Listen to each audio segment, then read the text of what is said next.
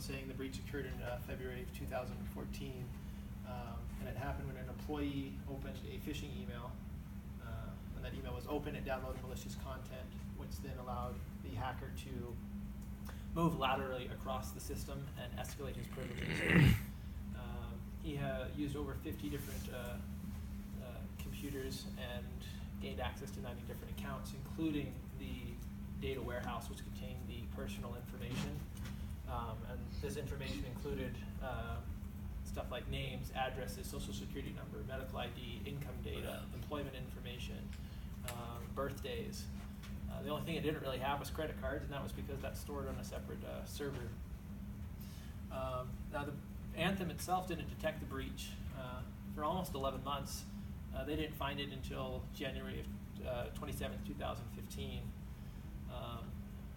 And once they occurred, they investigated, and within a week, they notified the Indiana Department of Insurance and the National Association of Insurance Commissioners. Following that, they recommended they conduct a security audit in which they found that although Anthem, they found that Anthem had met the system requirements for storing information, but they weren't, they could have implemented better practices. They met some of the requirements they met were like the minimum requirements, and they could have implemented other requirements. So they weren't at fault for the way they stored the information, but they could have stored the information in a better way.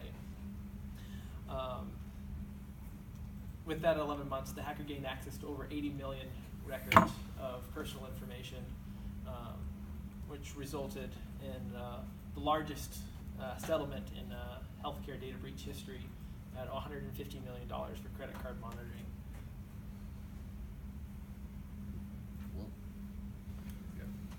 All right, so with all this in mind, we have a few suggestions that we'd like to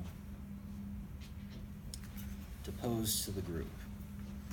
The first thing that we'd like to do is that we recommend an installation of data loss protection network sensors. These sensors, when installed, would monitor the network traffic within our company, and in doing so, we'd be able to combine that with a whitelist and be able to filter traffic to and from our company. This would help prevent things such as the phishing email that had happened earlier, and also prevent any other questionable sources from getting access to our network. The second thing that we'd like to recommend doing is a twofold answer.